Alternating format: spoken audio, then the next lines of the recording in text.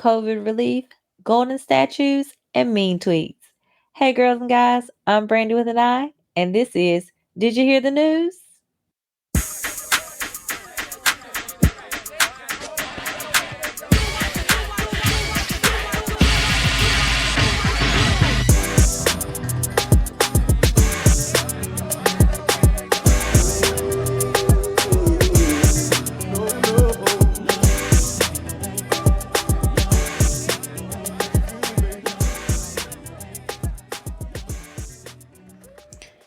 As usual, it's been a heck of a week, so let's get into some things. So, it looks like the relief bill has made it through the House, not without some drama. Apparently, the Senate parliamentarian ruled that the $15 minimum wage would not be included in the Senate House bill, which of course upset many progressives and people who are in support of the $15 minimum wage. However, Bernie Sanders and Chuck Schumer are working on other ways to get around this and have proposed taxing big corporations who do not pay their employees over $15 an hour. Now, I don't have a problem with that idea per se. What I wonder is how long is that going to take to basically get that added into the bill? Because the bill has gone to the Senate now, but the Senate has to basically make their changes on it, vote for it, and then their version of it has to go back to the House. So at this point, the question is, how long is it going to take to get that provision entered? Is it going to delay the bill? Keep in mind, the unofficial due date for this bill is March 15th, because at that point, that's when many of the unemployment benefits will run out from the previous bill. So will that push back that deadline? I don't know, but it's something that has been floated amongst the senators as sort of a plan B or other ways to work around the fact that the Senate parliamentarian ruled that could not be in the bill. And boy, oh boy, were they catching heat. I mean, the tweets were wild. You had, congressmen and women saying like, how does a person that's not even elected get to say, what should be in the bill and what should not? But honest to goodness, I think we all saw this coming. I don't know why we saw it as a shock when it happened, but I don't know. I guess maybe they had some kind of hope for it. But when I saw that ruling, I was not surprised at all. I definitely thought it was unfortunate because I do believe in that $15 minimum wage, but I do support other ways to get around it. I want the Democrats to be smart about it. I don't want there to be something that's going to hold the bill back anyway when people have been waiting on this money. Like they were promised this money back in November and they were told they would have it immediately.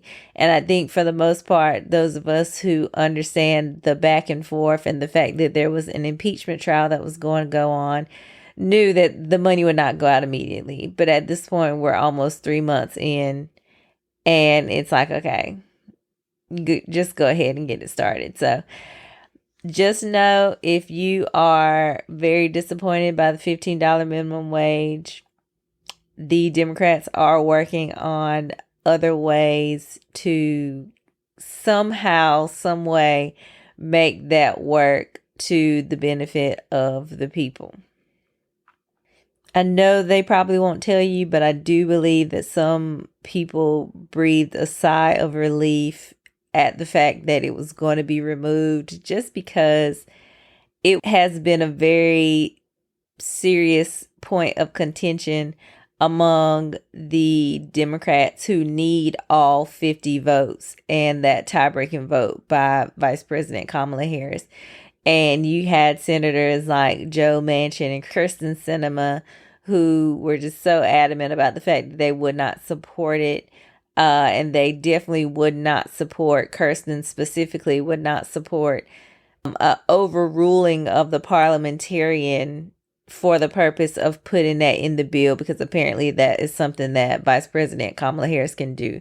She can overrule the parliamentarian's rule and keep it in the bill. I guess the Democrats can also force the parliamentarian to resign. Apparently, that's something that the Republicans did a few years ago when they didn't like something that the parliamentarian ruled on. So, but I don't foresee President Biden and Vice President Harris going that route. I think they would, like Bernie and Chuck, rather go about it a different way. The issue is that it's just going to be very hard to get $15 minimum wage passed in the Senate, especially because you have even the moderate Republican senators who think that there should be a increase in the wage, and some of the moderate Democrats, they believe that $15 is too high, which is criminally insane to me, because that's only $31,000, give or take, before taxes. And it's like, are y'all really fighting over giving people the bare minimum? Like, it still continues to blow my mind that this is a fight in 2021 where the median rent for people is like astronomical. They have to live with roommates. Like, they have to work 3 and 4 or 5 jobs just to get by.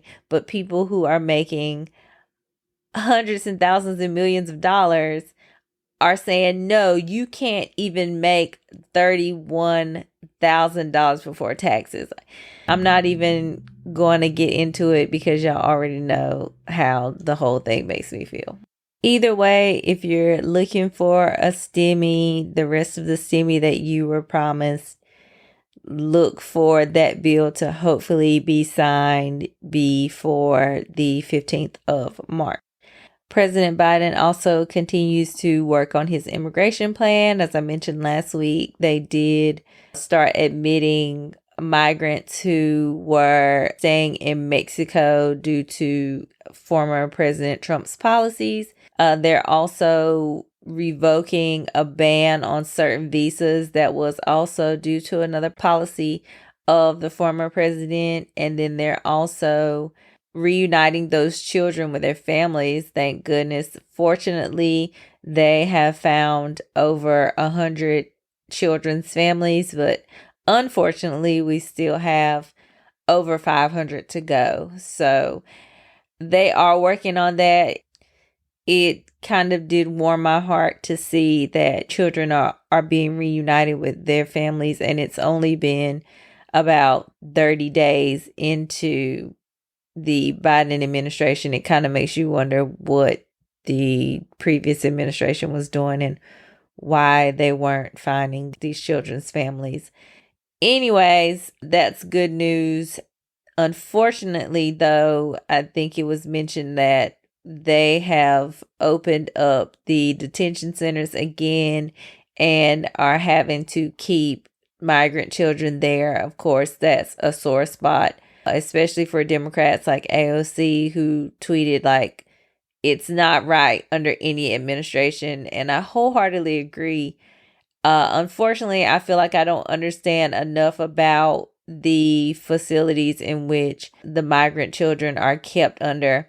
But I did listen to an interview on Pod Save America, and I thought it was very interesting. They had someone who, specifically knows about like the immigration policies of the last administration and basically what is going on at the border. And she's trying to work to stop the conflation of the children in cages and also like the minors in detention facilities. Unfortunately, because there was a separation policy in the last administration, but there's also a policy that children who came over without their parents or without a, adult guardian, had to be in a detention center until you could find a host family for those children.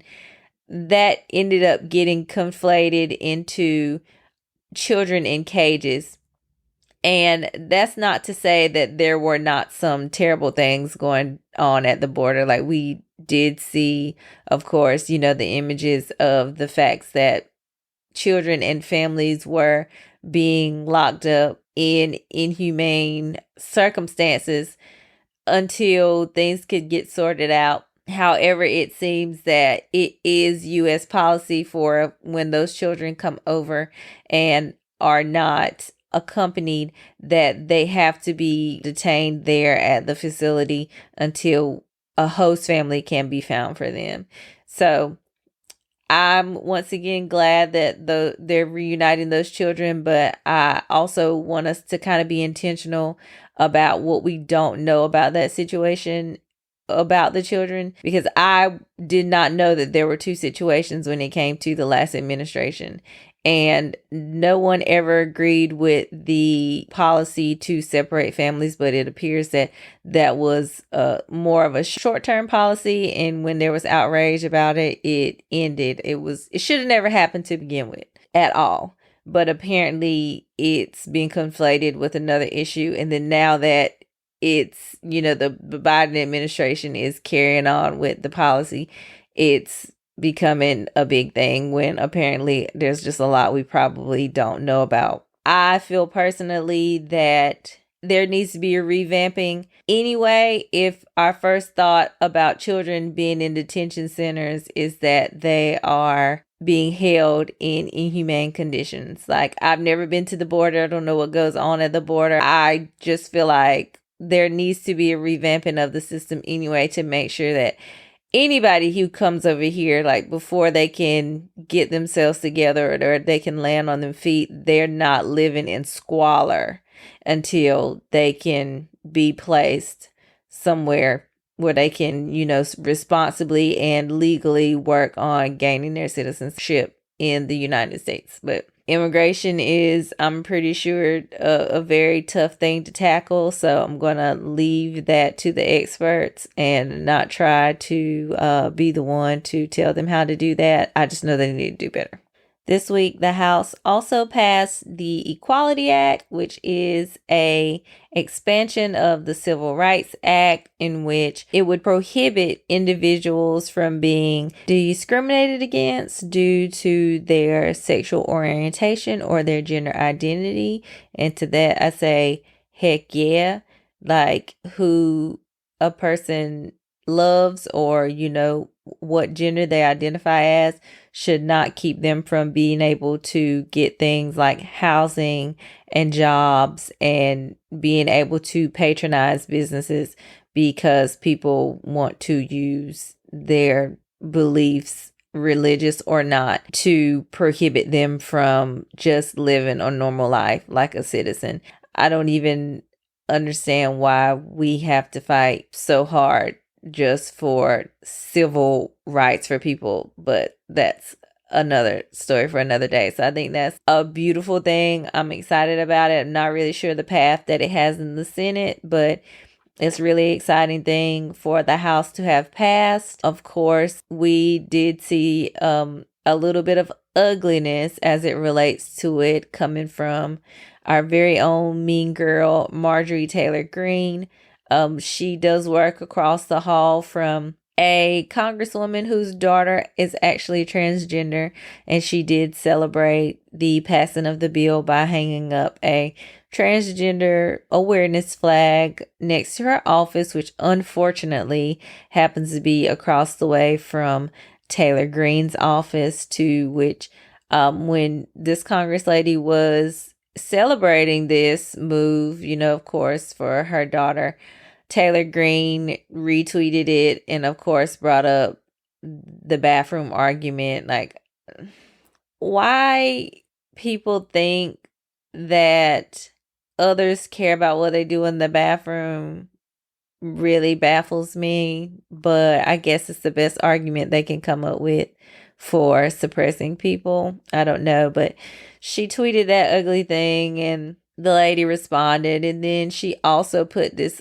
ugly sign up beside her door that says something to the effect of like, it's man and woman and that's it. It was just disgusting stuff that you would expect from a vile, disgusting human being like Marjorie Taylor Greene. And I won't even give it any more energy because she doesn't even deserve it. I'm just guessing she has a lot of extra time now. She doesn't have any committee assignments. She did tell us that she was going to be pretty free now that she's been booted. So I guess she had time to go to Kinko's and get some signs made up. Moving along.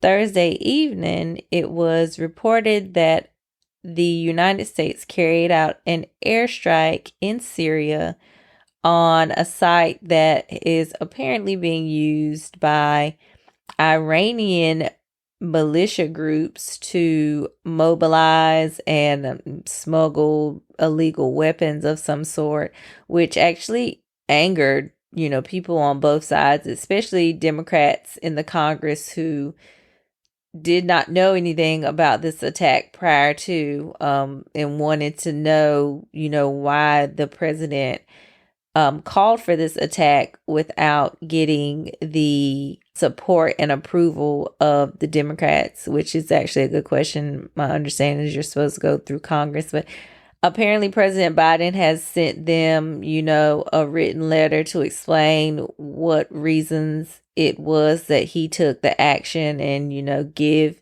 the acts and the clauses of which, his actions were justified. And apparently there had been already some rockets that have been launched on Americans at different sites from those Iranian militia groups.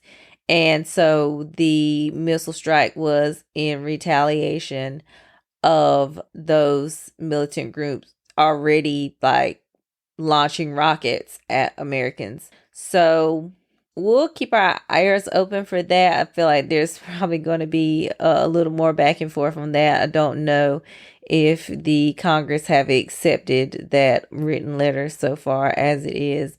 Also this week, it appears that the classified documents that proved that the Saudi Crown Prince was responsible for the death of American journalist Jamal Khashoggi were released. I think a lot of people already expected that to be true and felt that that was the truth. So those documents basically just went to prove what people already felt like they knew. So yeah, apparently there's not going to be any action taken towards them. So I guess it was just an FYI if you guys wanted to know.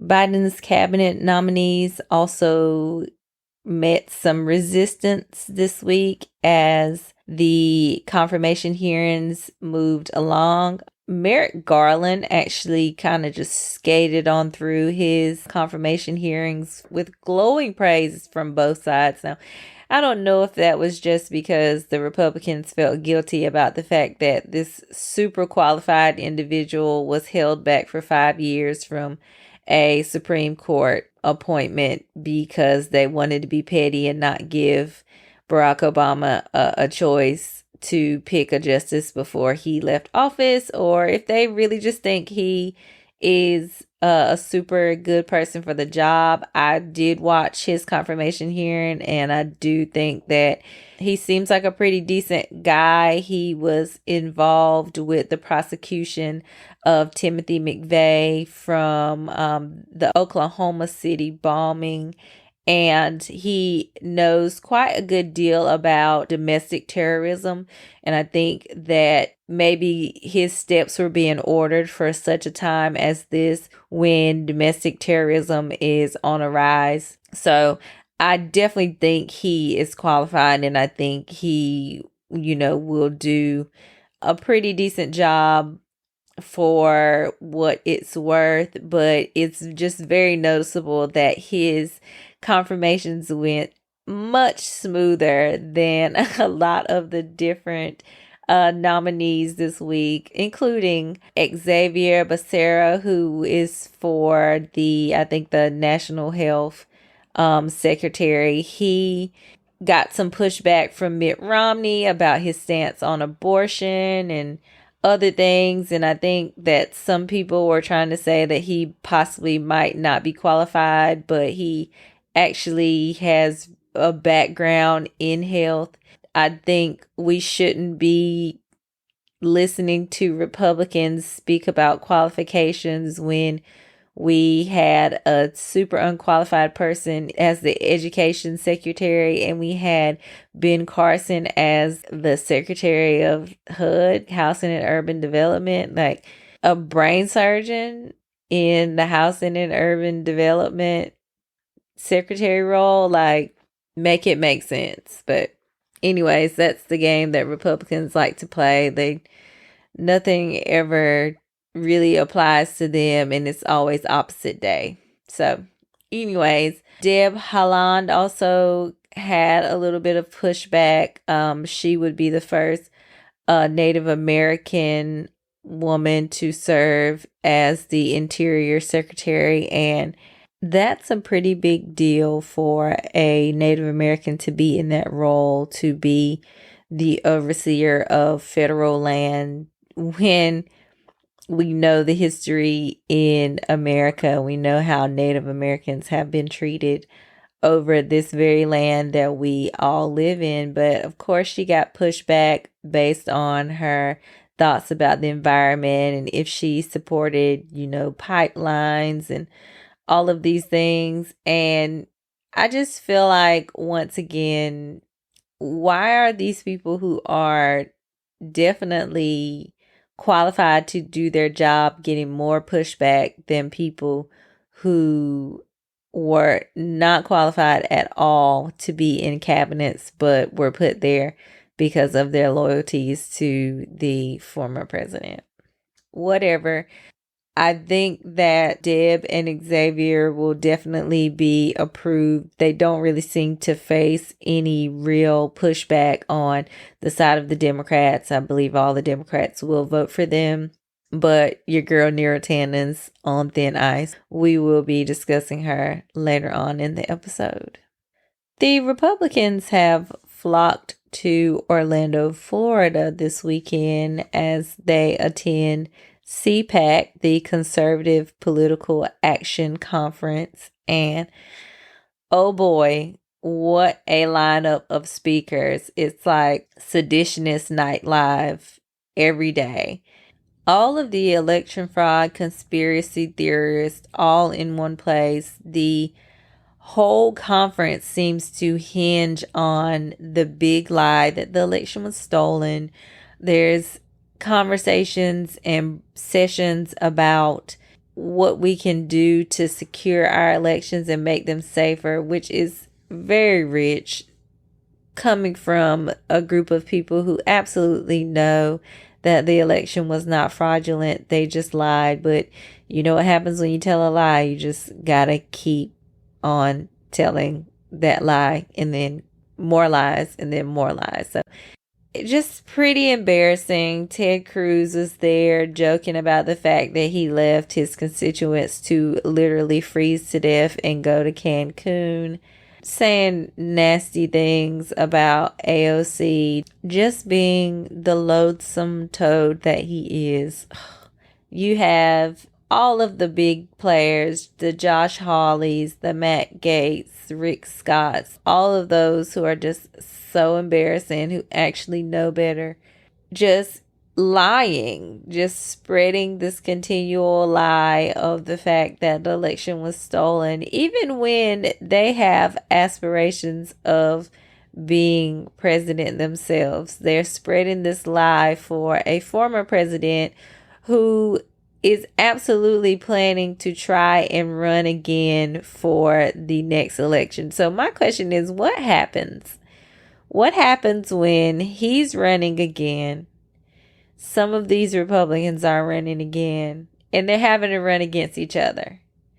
Do we have another repeat of 2016 where they're like trashing him to death, but then as soon as he wins the nomination, they're licking his boot? Like, what's the end game? I just don't see it. How do you have aspirations of running for president, but you already know that, according to polls, if the vote were to be held this week, you would probably not even be in the top 3 because your former president who lied about losing the election is still currently in the number 1 spot, and his son is like maybe number 3. Like, it's so embarrassing. Are y'all not embarrassed? But anyways, even if that wasn't bad, they literally erected this golden statue in his honor. And it's like, why are you so embarrassing? And for some reason, they had on flip-flops, and I just couldn't understand it. I was like, is it because Florida's warm? I don't know. It was just a weird statue. And then it had flip-flops, and I was freaked out. I'm probably going to see it in my nightmares. And these people don't think that there's anything ironic about it at all. And then the hotel staff came and was like, hey, y'all, like, we know you're doing your thug dizzle, but can you maybe put on a mask while you do it? And these people were like so against that. And I'm just like, if you're gonna have your conference down here in a state where they already don't believe coronavirus is real, can you just at least not pretend like we don't have all 4 of the very serious variants and probably any of the other American grown variants that you can find down here in Florida? Can you please stop acting like Florida already doesn't have a governor who doesn't even believe in reporting the right COVID numbers and thinks it's okay to not even have a vaccination plan? Like, can you please stop embarrassing us? Anyways, so that's what's happening at CPAC. The former president will be giving a speech on Sunday. Unfortunately, this is recorded before then, so I won't be able to brief you in this episode on what he says. But if I had to make a prediction of my own, it's probably gonna go something like, lie, lie, lie, I won bigly, huge numbers for me, not that other guy, blah, blah, blah, lie, lie, lie. So there, I saved you some time. You don't even have to catch up on the speech for tomorrow.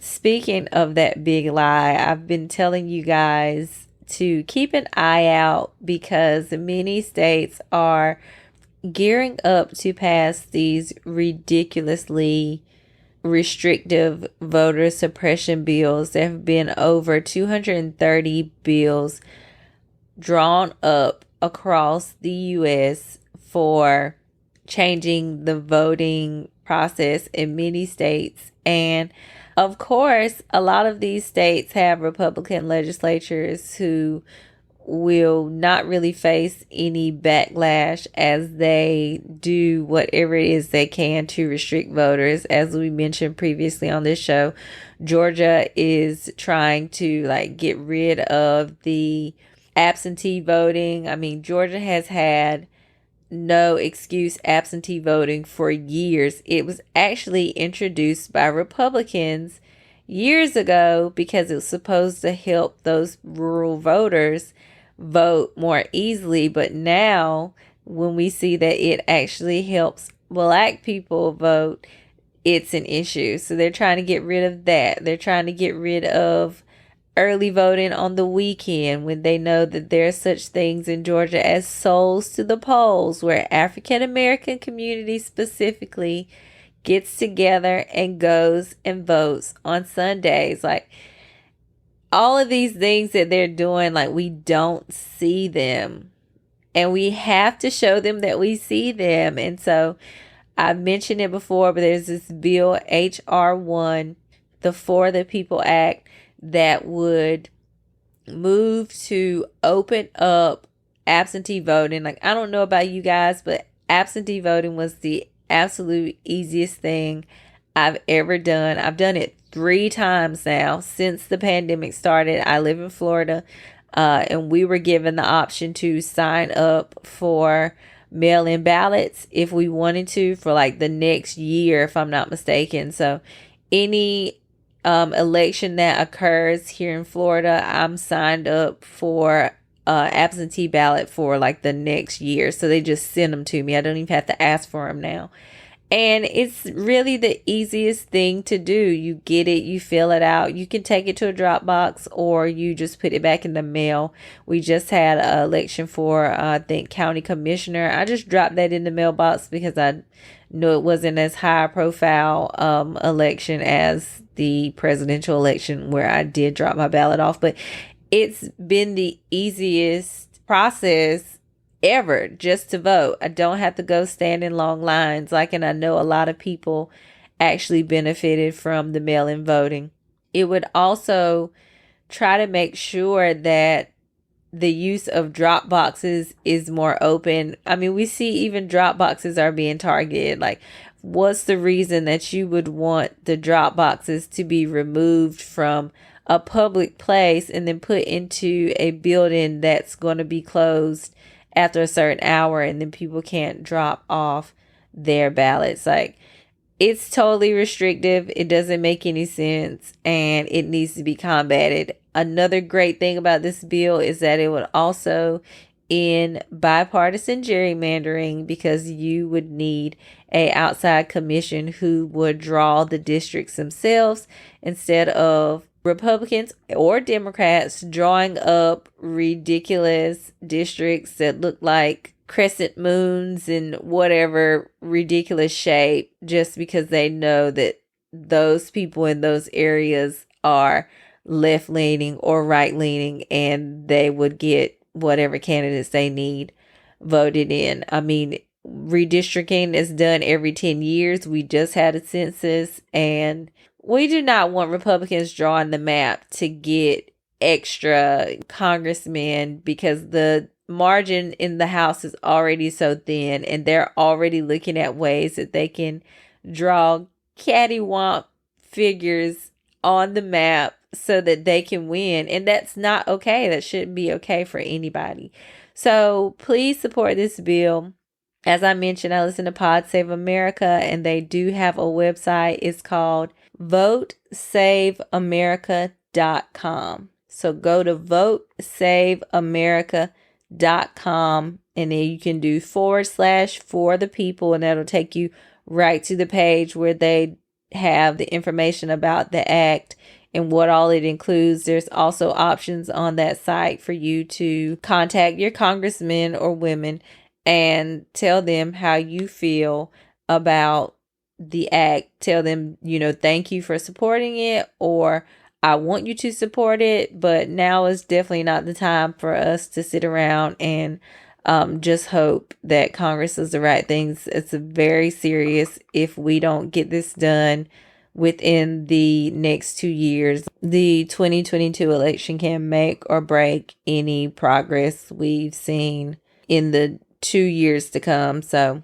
not even 2 years at this point now. So it's just very important that, if you guys want to save democracy, once again, I know it sounds like I'm fear mongering, but there's nothing that I've seen in the past 4, maybe even 10 years that would suggest that the Republicans would actually do right by us. And you can see the ways in which they're trying to take away our rights to vote. They're trying to disenfranchise us from voting in these bills, and it's just not okay, and it never will be okay. It's very reminiscent of Jim Crow, and I'd be darned if I sit around and wait for Jim Crow to come back during my lifetime. It's definitely not a place I want to be. It's not a time I want to see. We got to get past that. So check out that website. Once again, that's Vote Save America. And stay tuned because I have a wonderful roundtable today. I actually have a few of my girlfriends joining me today on the podcast because I feel like for such a time as this, it was very fitting. So please welcome my friends, Shekinah, Karen, and Michelle. Thank you guys for joining me today. As I mentioned, these are my real life friends, and I wanted to have you guys on the show today because I just wanted some like bomb women to kind of come and give me their take on what's going on in the news, just because it feels like there's a lot of ganging up on the women in politics these days. And I thought, who'd be better to come on here and talk about women than my women friends? So thank you guys for joining me.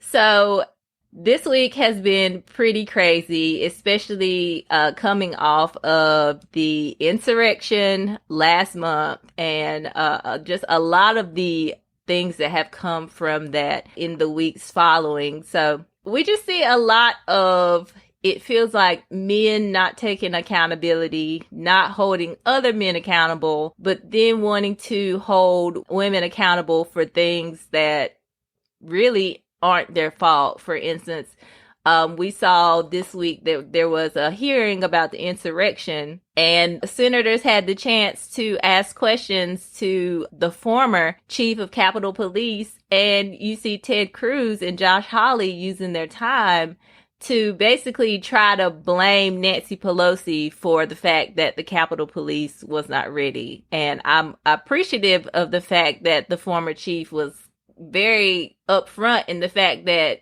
they didn't even reach out to Nancy. Like, she's not the chain to even reach out to. And then there's Mitch McConnell and Chuck Schumer and Kevin McCarthy. Like, why are we landing blame solely on Nancy? Like, she's the only one in leadership. And then you saw Texas had a terrible winter storm. It was a disaster. And for some reason, AOC's Green New Deal was the focus when Texas only uses about 10% in wind energy. And that wasn't even really the reason that they had such breakdowns. What is it about men in leadership holding other men accountable? Why do we not see that today in politics? I don't even know. I feel like for me, it's a bigger symptom within the Republican Party. I feel like is to find the easiest scapegoat, and so it feels like Nancy Pelosi has been a very like fervent critic of Trump and the Republican Party. So like in a situation like this where I think they know they messed up, they know that they let Trump run rampant, it's easier to find a scapegoat. Like that's literally what we've seen occur for the last few years with the Republican Party is who is the biggest critic? Let's make them the scapegoat. And unfortunately, in this particular situation, it's going to be like Nancy and AOC, right? Mm-hmm. But I don't know. It just seems like there's a rotting from within that's going on in there, and I don't understand it. It baffles me truly.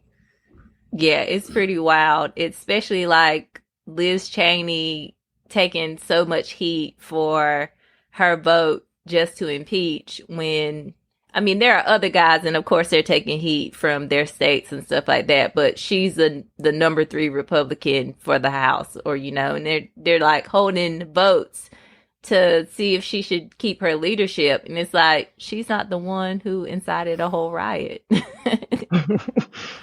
Yeah, for me, I'm thinking like men, they just see women, especially women who have potential power and education and knowledge. They see them as, I guess, an opportunity to easily blame them for things.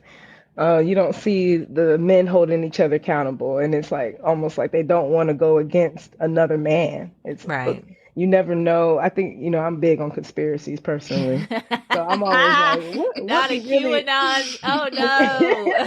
I'm like, what's the reality behind what's going on? So I can only imagine what would possibly happen if another man held another man accountable in politics. Like, there's probably so much behind those things and the decisions that are being made where it's just easy to point the finger at little old Nancy. Poor Nancy.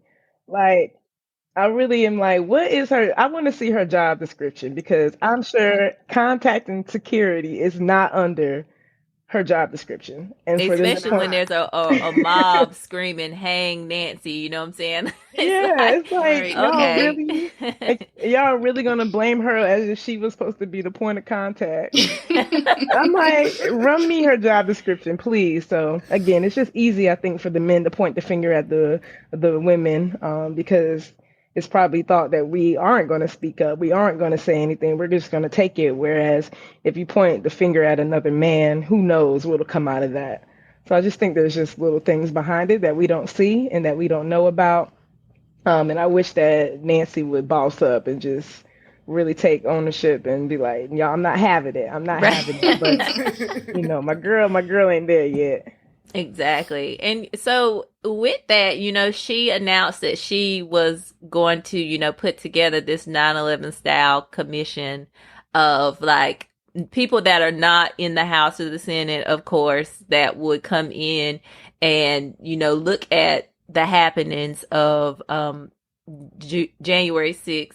And apparently, I guess, when she did the breakdown, the Democrats are going to get, I think, 4 appointees and the Republicans are going to get 3.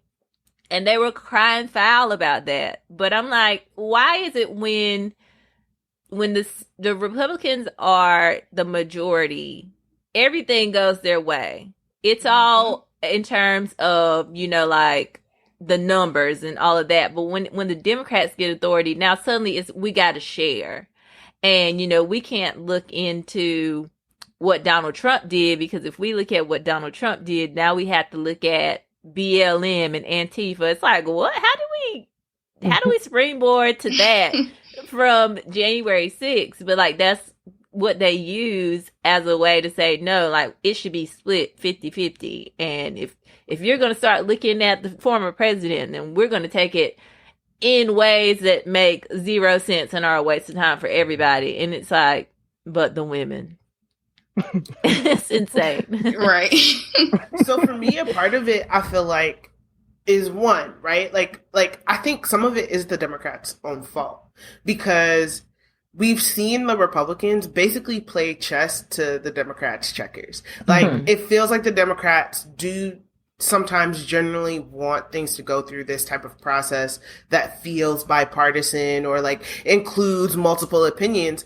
But when the Republicans haven't done that, and I get it. It's like, you don't want to go tit for tat, right? You don't want to make it a childish playground sort of environment, but something has to give. There has to be a change in strategy.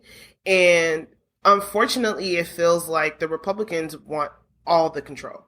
It's either do as I say or give me equal share of an opinion when I have not given you the chance to do that.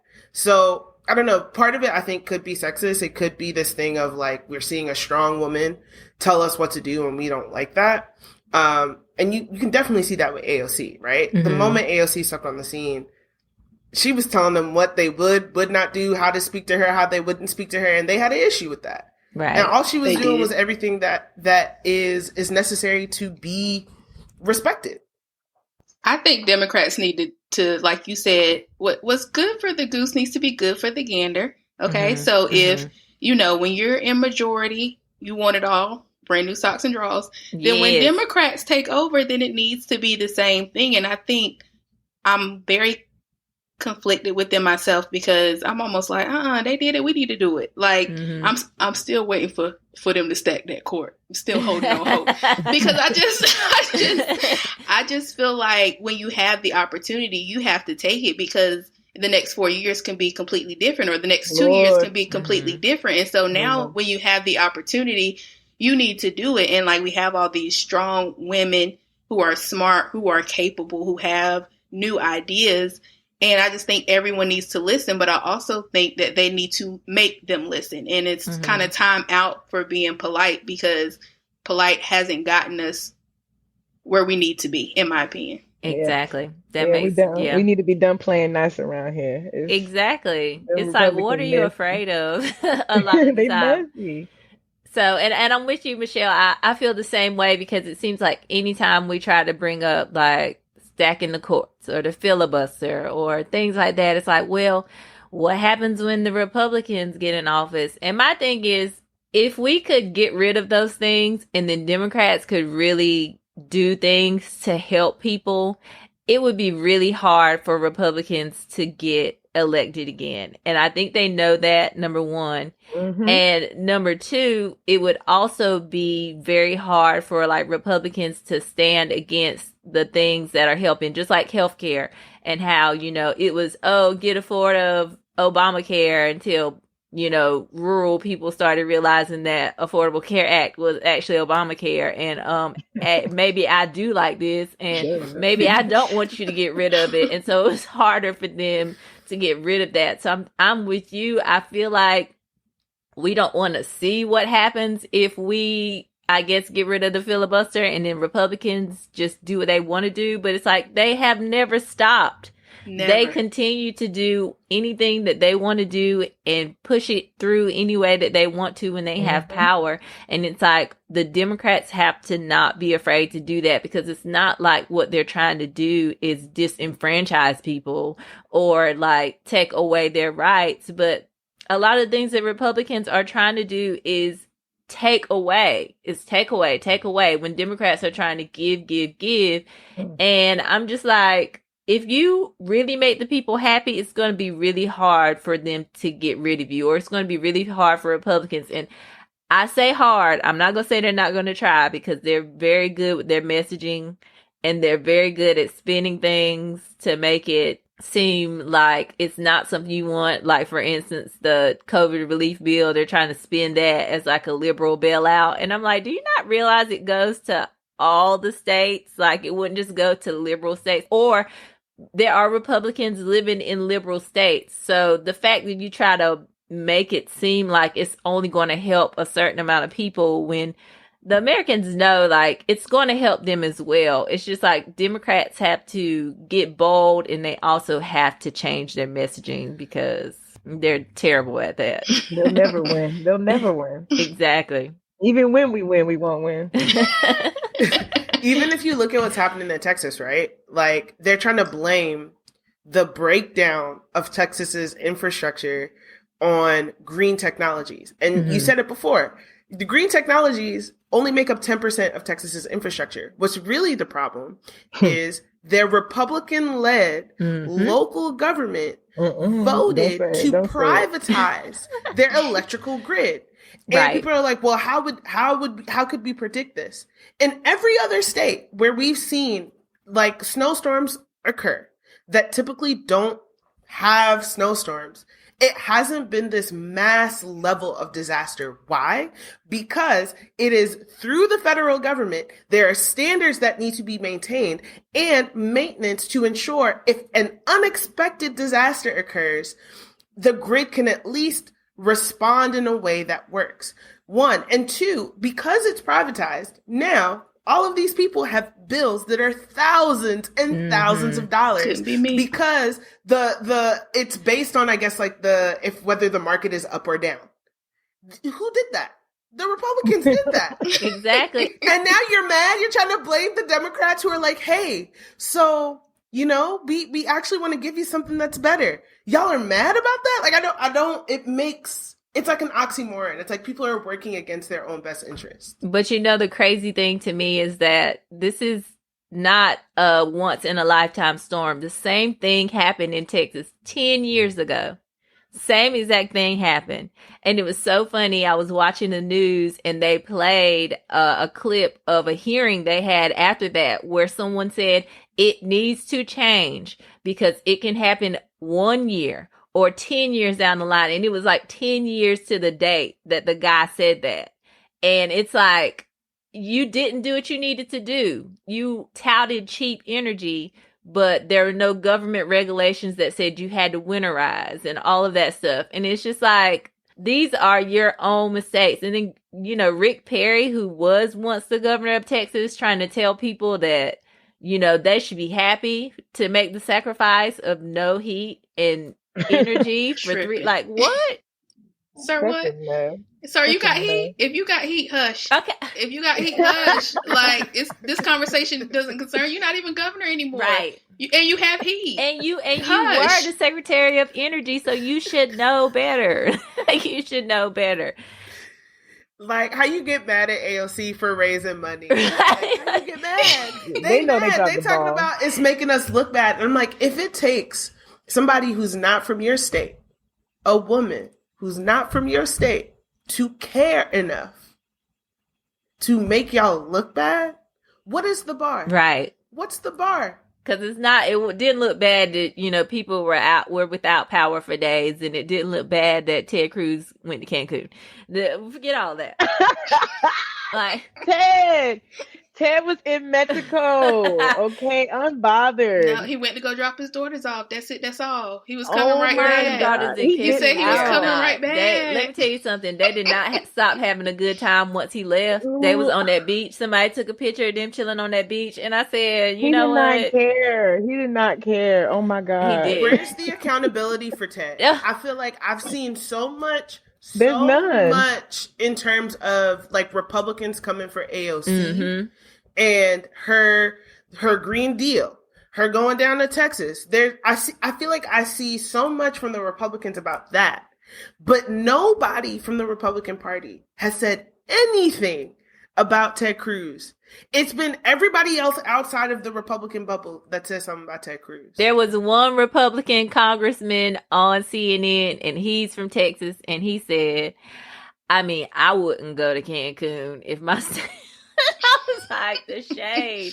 But you're right. You don't see like an outpouring of people, Republican in power, saying, Ted, what you thought? What you thought, Ted? You can just jet set to Cancun and pretend to work from there. Like, come on, sir. You knew. And you knew exactly how people were going to respond. And then he got on his podcast and made it seem like we're just the mean people. Not podcast. Yeah. Oh, he got a podcast, girl. And he got on there and he was like, we should just be decent people.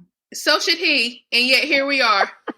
Here we are. What do you mean? Like, your morality needs to be better than your loyalty is what I feel like for the Republican Party. Like, what's wrong is wrong. And I think you should have enough pride in the party that you say you are to want it to be better. You can't just be like, well, I ain't going to say nothing because you part of our party.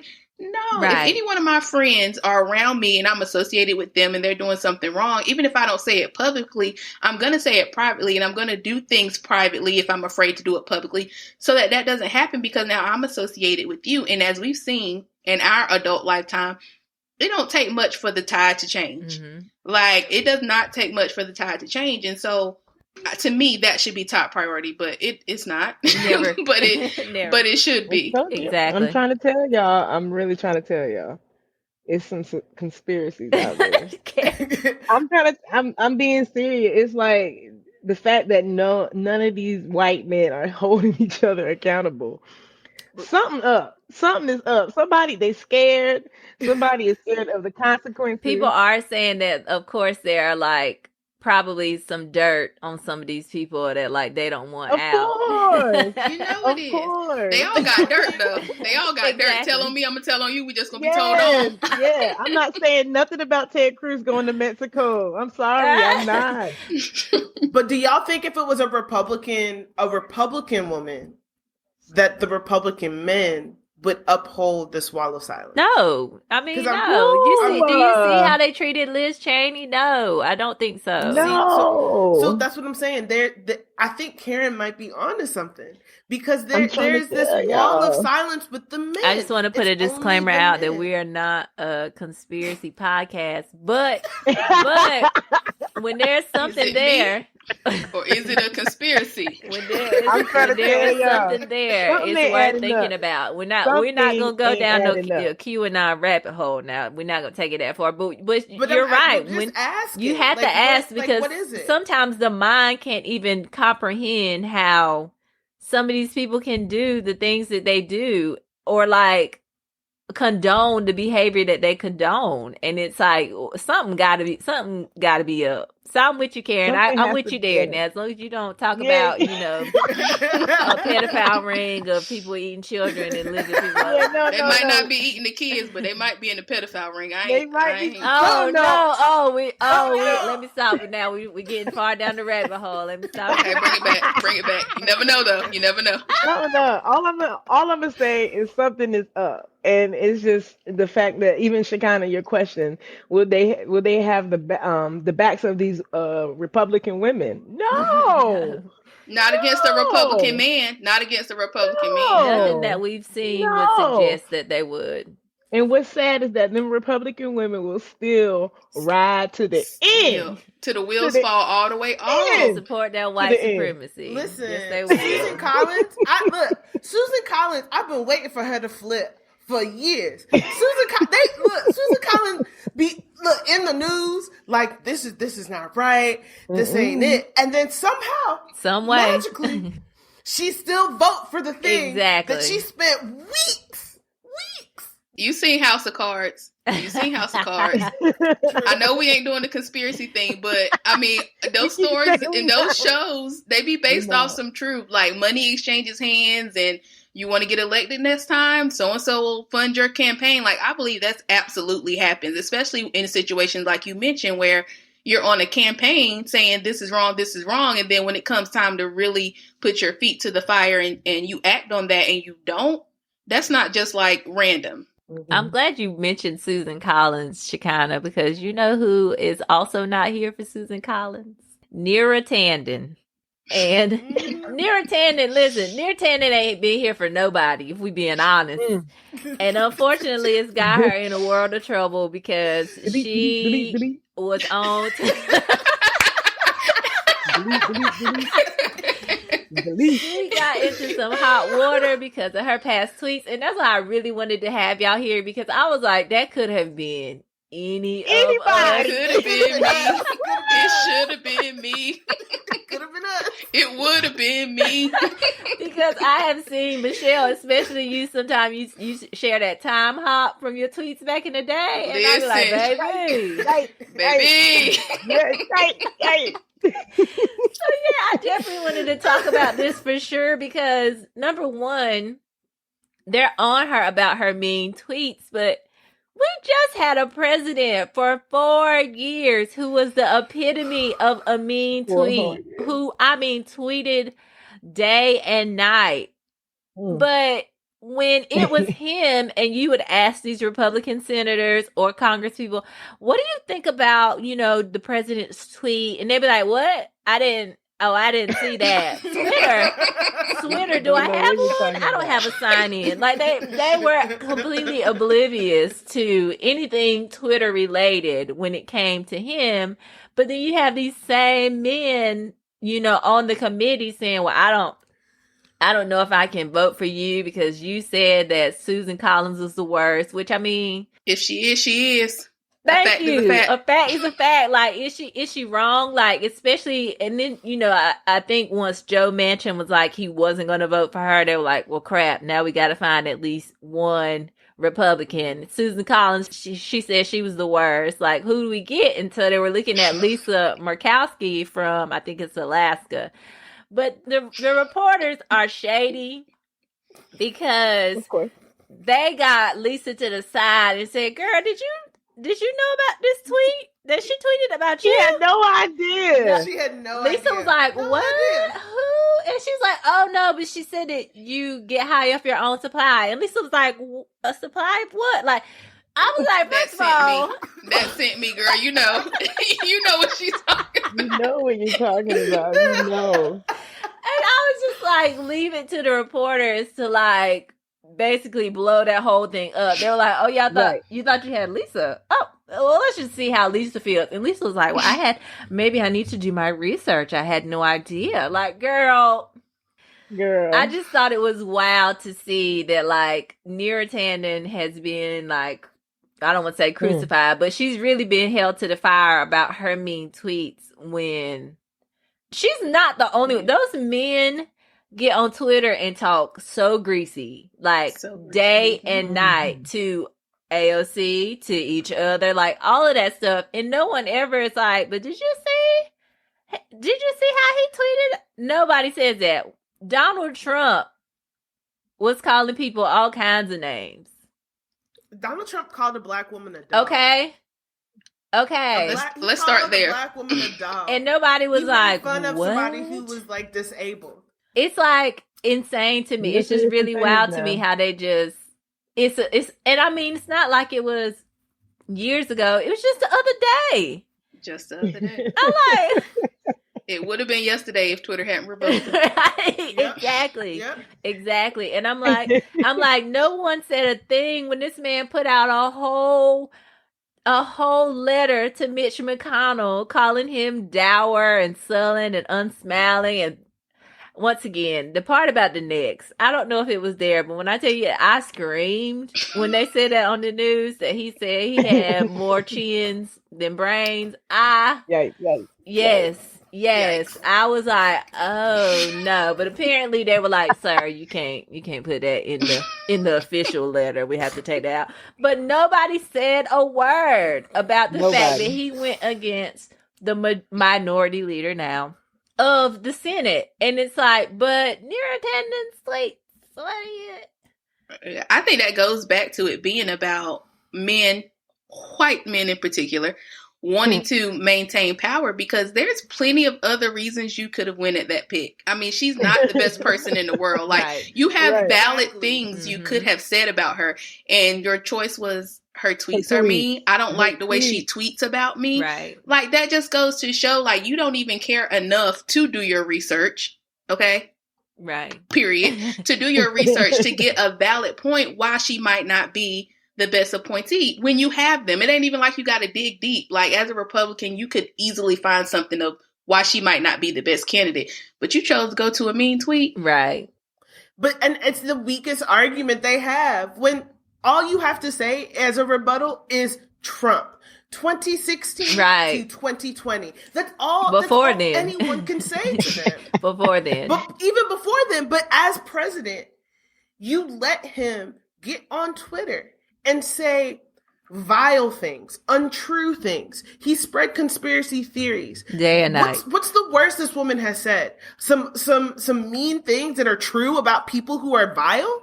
Yeah. It really seems like she was calling them on their ish, and they ain't like that at all. Like, we can't have nobody up here on the board that has called us on our ish, because a lot of stuff she said, I mean, like, granted, some of it might have been a little harsh, but for the most part, it's anything that any of us are thinking, and probably to me today, because I'm very lucid the tweets these days, but like anything that we could be thinking, if you see something that don't make sense, for instance, the Lisa Murkowski tweet was about, in I think it was 2017, the tax plan to have the cuts for corporations, and she was basically saying it was going to, do all of this for working people and bring jobs, and like, we knew that was BS. How are you going to not tax the millionaires and billionaires, and that's supposed to help people? Like, that's not how it works. We know trickle down economics does not work. Like, stop playing with us. And that's basically all Neera said. Like, stop playing with us. Like, we see what you're doing, and it's not gonna fly. But like, she shouldn't have deleted them tweets. Thank you, Karen. I agree. She deleted like Leave 'em. hundreds of tweets, Why and I was like, did it? I would have just had to sit in that hearing, and I'd have been like, yes, that's correct. Yeah. I did tweet She that. should have came in here. Like that. She should have sat down and said, I said what I said. Exactly. I Next said what I question. said. They made her apologize Nothing and she everything. said. I might have been like, I'm gonna apologize if some of the things I said were colorful and it hurt your feelings, but for the most part, that's how I felt, They and were I'm not taking facts, that back. yeah. Like, yeah, I'm not taking it I back. couldn't believe how I'm she had to not. get up there and apologize for them tweets. And I was like, I get it. Like, you're in a board in front of people, they're reading back your tweets about them. Like Bernie Sanders sitting right there, and you have not said kind things about him. But like, at the same time, I just can't even understand not being like, that's how I feel at the time. Right. That's- like, thank stand you. by That's your it. word. That's it. You know what I'm Stand saying? by your word. Listen, Joe Biden will find her another place where she don't have to be approved by the Senate. I'm sure he can slide her in somewhere, but at the same I time, don't it's think just my like, girl gonna make it. no, She's not gonna make it. She's not. She don't make it. It's unfortunate, but They're trying to hold off on that vote, but she done deleted all them tweets for no reason. Right. Her assistant spent all that time deleting them tweets for no reason. Right. At that point, once they found that Lisa, when she should have been like, you know what? Whatever they find, because these people are good. They're scrubbing my Twitter. They're good. To be honest, I think it would have been a better look for her to stand by them, to say exactly what you said, Brandy. Like the words may have been colorful, however, this is what I stand for. Because to be quite honest, like I don't think we need more people in Congress, in government, who don't stand by their words, whether or not it hurts people's feelings. Because at the end of the day, if I said what I said, and what I said was not untrue, it might have been maybe not delivered with tact or grace. But if I said something that was true, I'm not going to take it back. Right. Don't take it back. You know what I'm saying? I may apologize for the delivery, but I'm not going to apologize for stating something that is fact. Right, because I think one of them brought up how she said something like, the Republicans act like they don't believe in science, or Republicans don't believe in science. And one of the guys was like, well, we have doctors, that we don't believe in science. She kind of laughed it off and was like, no. But at the same time, what I wanted her to be like is, y'all might have doctors on the Senate, but y'all still act like science isn't real when you told people that coronavirus was a hoax for months, and now we have over 500,000 people dead. That's all I wanted her to say. But I understand she couldn't say that. Should have been like, I can't tell. I can't tell. It's my bad. I'm sorry. I couldn't tell. Senator Rand Paul is a quote unquote doctor, but he refuses to wear a mask. All in the Senate chambers. Right, quote unquote. Y'all couldn't see my air quotes, but he's a doctor, but refuses to wear a mask. Like, refuses to do the bare minimum. Has to get cussed out by Sherrod Brown every other time they get together because he's sick of it. And I'm just like, but what have you done to show that what she's tweeted isn't correct? Exactly. That's why I'm at that point. If I was her, I'd have just been like, I said what I said. Y'all proved me wrong. And see, here's the thing: you went in there and apologized, and you still didn't. Right. You're still not going to get appointed. And so now, like, you should have just went in there and just, if your feelings were hurt, I could have said it a bit better. But these were my thoughts during this time. And in the future, if you show me something different, I will say something different. And now you don't went up there, oh, I'm so sorry. Right. Yep. And then people like, good, that's all we want you to do, apologize publicly. You still not getting it, go and get it. Right. Right. But it's a power play, right? It's always a power play. It almost gives off like, I want you to almost bow in front of me. And like, I don't know, like, it makes me uncomfortable. Right. Unless she said something, again, along the lines of Trump calling somebody a dog, what does she have to apologize for? Because, I mean, if you're the worst, you're just the worst. That's just that. Well, now that she's taking her word back, though, now she goes on a tweet rampage. Now I'm not even here for it. Right. You don't stand by your word. You're losing. Right. Now you've lost the nomination. You lost the nomination. And you lost the people. Like, I don't even. You don't stand by your word. Right. Like, you're gonna take it back. Right. So I don't. If it's one thing you can say about Trump, he said all them things and never stood on it. Not one time. Still won't. Still won't. Ain't gonna take it back. No. Like, I said what I said. He gonna get in the people's face in Orlando today or tomorrow. And he gonna look Mitch McConnell in the face if he's there, and he gonna be like, Dower, unsullied. Oh my God. What is going on at CPAC? It's like conspiracy theater. Karen, we should have sent you there. See what you can find out for us. See what you can find out for us. From the podcast. Because it is a wild time up there. I'm like, wow. But yeah, and then they made like this golden statue for him. So that's just... It's crazy. Awkward. Right. Very awkward. So let me ask a question before we get into something else.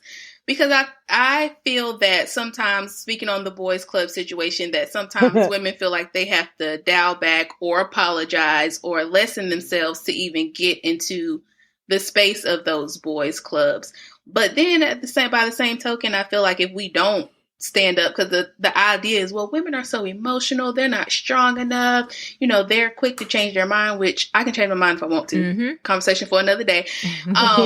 And so I always wonder, where is the balance for women in politics, where it's like, I need to get my foot in the door so that I can make change. And I need to stand up and show them that I'm just as good, if not better, and more emotionally stable than the men, while still being able to get their foot in the door. Mm-hmm. Because I feel like that dominance, like with AOC, she's younger. She, asserts herself. She asserts what she feels. She very rarely reels back in what she says. And I feel like they are on a witch hunt for her. Mm-hmm. Mm-hmm. And I can just imagine, like, for me, if I was another woman in Congress looking at that, I would be like, I'm just going to be quiet, because when she says something, right, they've been on her neck and they won't let up. Like, I don't know that I'm, fit for that. So I always wonder how they feel, or how do you feel they should go about that while still trying to break those barriers, when basically men are like, look, you can do this and get in, but if you do this, you have to stay over there. Well, I think AOC, like, looking at the squad, what I appreciate is that it seems that the junior members of the House, along with AOC, who are women, are standing together with her. Because Ilhan Omar, they keep their foot on her neck. Yeah. Especially because she's Muslim. Mm-hmm. Just for that alone, they keep their foot on her neck. You know what I'm saying? And so that whole squad, I think, if anything, when we talk about solidarity as women, I think that is where it comes into play. It's like we have to really stand for each other, because if we don't, in those type of situations, you really gonna let another woman just hang out to dry. Yeah. But I thank y'all so much for joining me today. I'm really appreciative. I knew that this conversation was going to be, I had the right women for the job, especially Michelle. The tweets, Michelle, we're going to go through your tweets at the end of this. Thank you guys for joining me. And thank you guys for listening to Did You Hear the News? I'll see you next week.